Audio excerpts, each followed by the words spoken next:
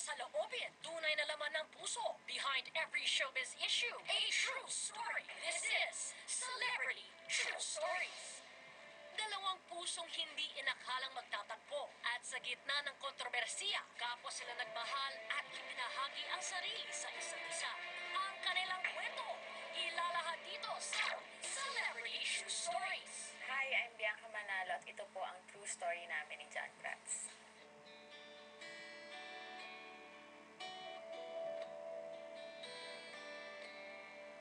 Grade 3 ako, tinanong ako, parang mainit yung ang TV. Tinanong ako na parang ang mga hit na ng mga bata. Parang Patrick Garcia and John Prats. Tinanong ako kung sinong crush ko or sinong type ko sa dalawa. Sinabi ko John Prats. Sabi nila, matinik nga daw sa babae. Pero ewan ko, alam sabi lang nila yun. Nakikinig lang naman ako, pinakikinggan ko lang. Naalala ko, parang 1 week pa lang ang happy noon. Nag-bonding kami, parang party-party. Nagkatabi kami. Parang dun ko lang, parang nung nakausap ko siya, parang dun ko na feel na, tong taong to ang pagkakatiwalaan ko.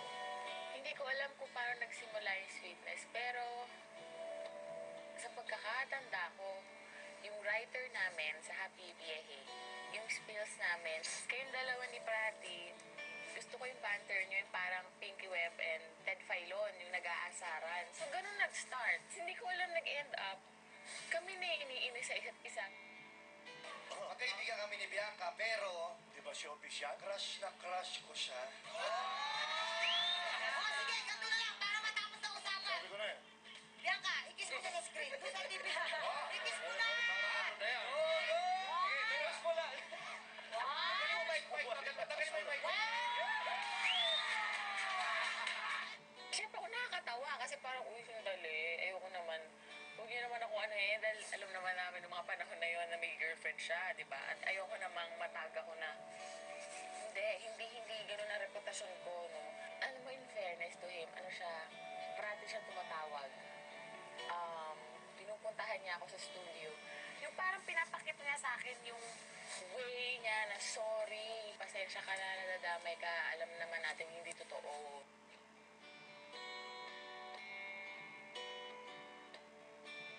Nag-guest ako sa Gandang Gabi Vice. So, parang mainit pa yung issue noon na yung sa amin. Tapos nilalabas yung pictures namin together na ginagawa ng mga fans. So, after nung taping noon, tumawag siya. Sorry, na open up na naman ata. Sabi ko, hayaan mo na. Hanggang sa nasa lobby na ako ng ABS. Pagbukas ko ng sasakyan ko. Sabi, ano to? Doon siya bumawi na nagkalat siya ng bulaklak sa sasakyan ko. Tapos meron ding bouquet. Nanliligaw ba siya? Hindi ko alam eh. Nakakatawa dahil may times na tatawag siya sa akin na, uy, sabi ni Melay, hindi pa raw siya nakakain sa The Hit, sa Shangri-La. Nilabas ko naman daw siya. Tapos sabi niya, samahan mo ako. The next day, kita kami ni Melay sa Happy. Sabi niya, uy, si Kuya John. Sabi ko, ano? Sabi niya, samahan ko daw kayo mag-dinner. Ano? Sabi ko, ha?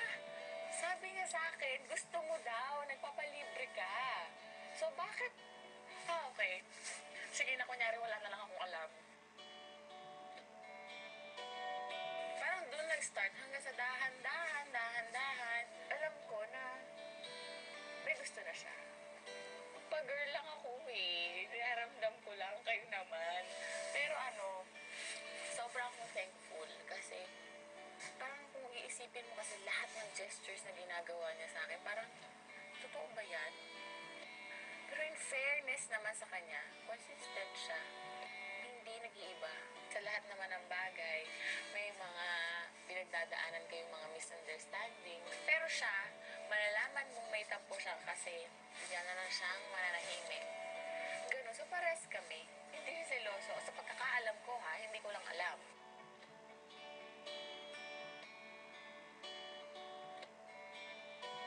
Sa pagkakakilala ko kasi kay John Prats, hindi na ako nagtaka kung bakit marami nagmamahal sa kanya kasi napakabuti niyang tao. Totoong kaibigan, maaasahan, tsaka pagdating sa pamilya, bilib ako. Alam mo kung anong meron kami ngayon, yung samahan namin together. Masaya ako. Sobra akong thankful kung ano man ang meron kami ngayon. Sana magtuloy-tuloy. Sobrang mahalaga siya sa akin. Na basta, basta alam ko na hanggat nandiyan siya, masaya ako. Hi! Natatawa ako. Ano ba yan? Hi, John. Happy birthday. Another year na mas marami ka pang pagdadaanan and mas marami ka pang matututunan sa buhay. Thank you sa lahat, sa pag-alaga, sa concerns. Napakaswerte ko na meron akong isang katulad mo. Happy birthday and sana ngayong 20 years ka na sa showbiz industry, kung sino si John Prats dati, ganun ka pa rin sa magiging years pa na pagtatrabahuan.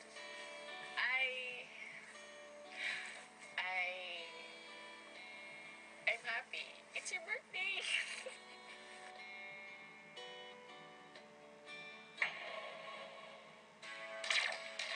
Maraming salamat, Bianca. At mamaya pag-uusapan din natin si Bianca. Pero bago yan, welcome to the bus, John Prats. Yes, This hello. is a rare occasion. Clear ba? Oo, kasi bihira ka mag-guest sa mga talk shows, di ba? Wala naman na masyadong issue eh. Oo. Pero unang-una sa lahat, happy birthday and happy 20 years sa show business. At alam mo po mga kaibigan, it's such a special day kasi hindi po lahat ng artista tumatagal ng 20 years sa industriya. So ano ba talaga ang sikreto mo kung bakit ka tumagal ng 20 years sa showbiz? 20 years. Ang sikreto, siguro dahil sa nasabi ko naman to, natutunan ko kay Tito Aga nung gumagawa kami ng sitcom before and Kuya Roderick Paulate. Kasi syempre lahat naman po ng mga artista, di ba, pangarap na maging superstar, maging sikat na artista. Tinuro nila sa akin na huwag mong isipin yun. Ang isipin mo lang na ang pagiging artista, hindi pa sikatan, patagalan. Kailangan mahalin mo rin yung trabaho mo. Yes, mahal mo yung trabaho mo, mahal mo yung mga kasama mo. So tumatak sa akin yung patagalan. Actually, totoo eh. Kasi napakadaling sumikat. Ang daming artista na sumisikat. Pero hanggang kailan? So, siguro nga yun yung challenge na paano ka tatagal sa industriyang to na sobrang, di ba, lagi, almost everyday may bagong artist ang dumarating. Pero you know what I like about you, John? You always handle your success with so much humility. At di ba bata ka nagsimula sa industriya at sa lahat din ng hirap at pagod, puyat na pinagdaanan mo rin sa show business. John, was there ever time na parang feeling mo gusto mong give up? Nung hindi na ako lumalaki, sabi ko, puyat ba to sa pagiging artista? Hindi, give up. Siguro naman meron akong dumating ng mga times na na-frustrate ako. Na parang feeling ko na parang ang dami ko pang kayang gawin, ang dami ko pang gustong gawin, but parang hindi pa ako nabibigyan ng break. May mga times na gano'n talaga eh. But, you know, patience eh. Pagka may mga tamang time talaga na pag nag-hit sa'yo, na binigyan ka ng project, talagang doon ko talaga binubuhos yung frustrations ko na eto na, gagalingan ko. At agree ako dyan kasi every person is given their own moment to shine. So, Yes. kailangan lang hard work and patience. Patience talaga. Tapos, John, in life, we also have many dreams. And I know that one of your dreams also is to find a special girl. At natupad mo doon, di ba? Sabihin mo sa amin, gaano ka-special si Bianca and what is it that you love about her?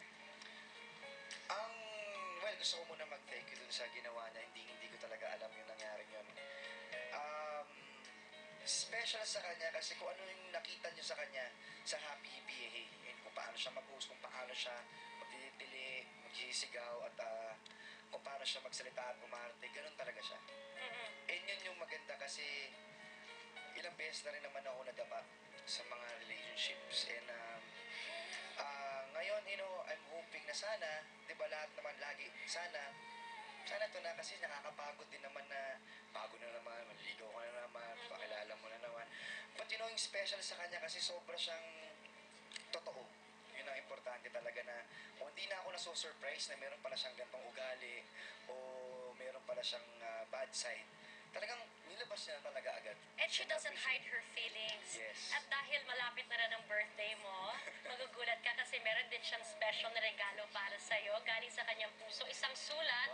And ito ang isa pang regalo niya.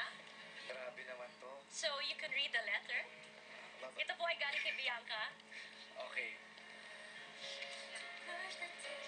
Sanay magbasa ng letter.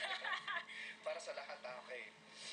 Wow. To Mr. John Prats, surprise! Happy birthday. I wish you more blessings and continuous happiness. Alam ko na wala ka ng hangarin kung hindi maging masaya at mapasaya ang mga mahal mo sa buhay. Anyway, I am giving you this gift so that you would always remember how our friendship started. How everything started. I met you in Happy PAA and I am grateful because I found a friend in you. Thank you kasi kung maasahan at mapagkakatiwalaan ka talaga. Lahat ng tawanan and kulitan nating lahat sa studio and dressing room, I will forever remember and treasure it. Thank you for the fun memories. Basta alam mo na, I got your back. Kampi tayo, we will show them. Again, happy birthday. Enjoy. Apir Tarel. Thank you. Alright, John. So, ito po ang regalo ni Bianca para sa'yo. It's a special jacket. At ngayon, John, kasi as I look at your career, you have 20 years of success. It's also time din naman that you give back to your fans by telling the truth. At dahil ikaw nga ang lalaki, and in the spirit of your birthday celebration, sa palagay ko, ang pinakamagandang regalo na pwede mo rin ibahagi at ibigay din sa mga viewers natin is the truth. Kaya diretsahan, John. We want to know the true story. Are you and Bianca officially together? Yes or no? Oh?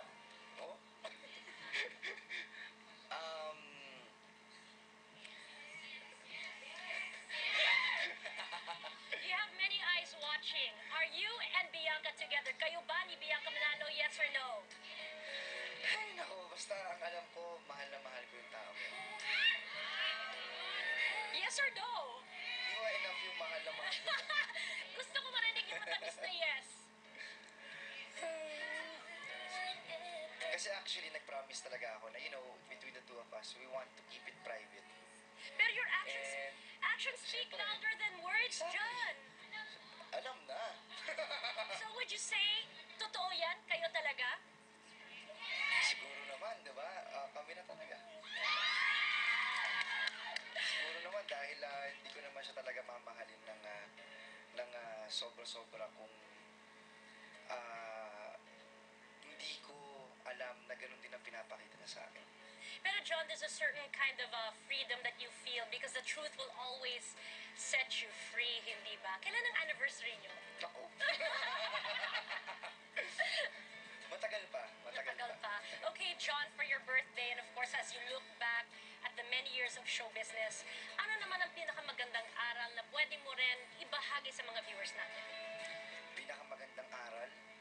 Well, sa 20 years ko, well, siguro sa lahat na na-experience ko, talaga lahat ng bagay na gusto nyong ma-achieve in your life, talagang hard work.